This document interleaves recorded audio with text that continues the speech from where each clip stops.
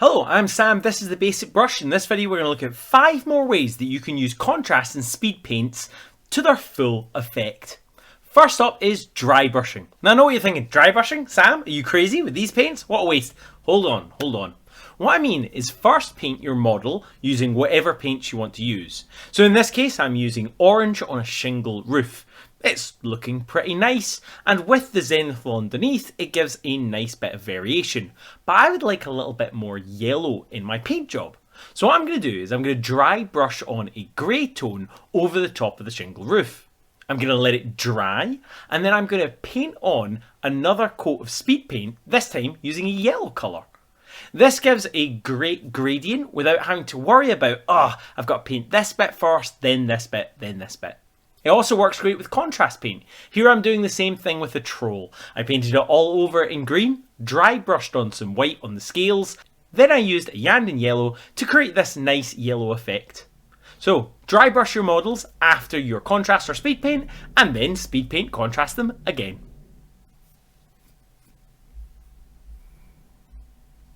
Metallics.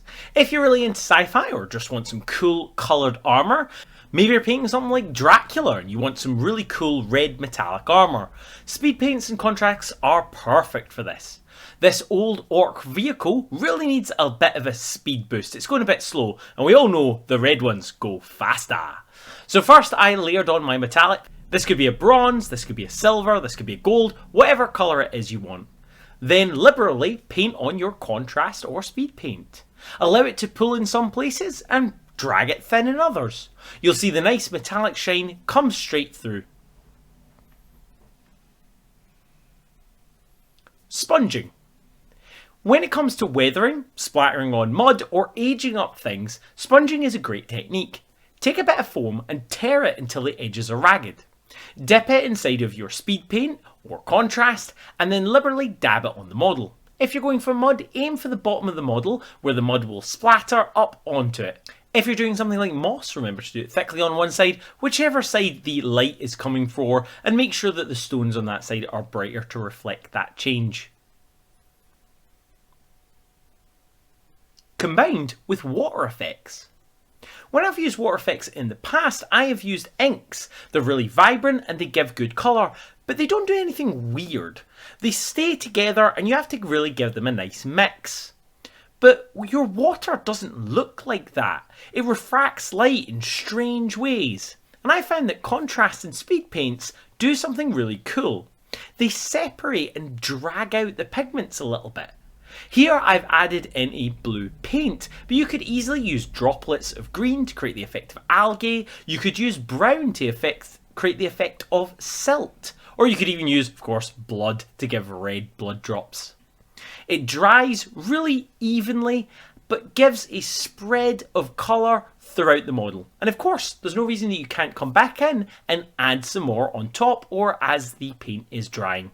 Layer up your water effects with different colours to really create a 3D effect. Next up, we've got chipping.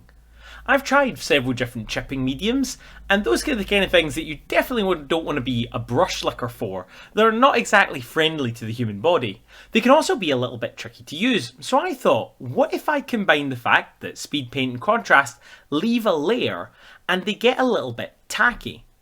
Here I painted liberally a orangey rust colour over my buggy. I leave it for about an hour so it gets tacky, and then I come in with a wet brush. I'm going to use a little circular motion to effectively reactivate and remove some of the paint. I also did this on a troll miniature to see what it would do with a leather colour over the top of a white coat. Both of them leave exposed areas with ragged gaps around them. This is going to allow me to create the illusion of damage. If you were to combine this with a skin tone over red, you could make it look like raw open sores.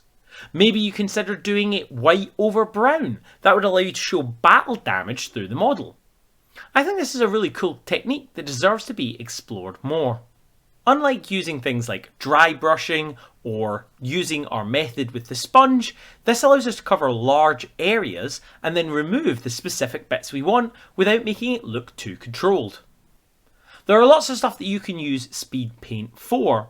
And if you're interested, you should definitely check out this video on 5 other ways to paint using Speedpaint, or check out this video where I painted an entire army in just 2 hours using nothing but spray paint.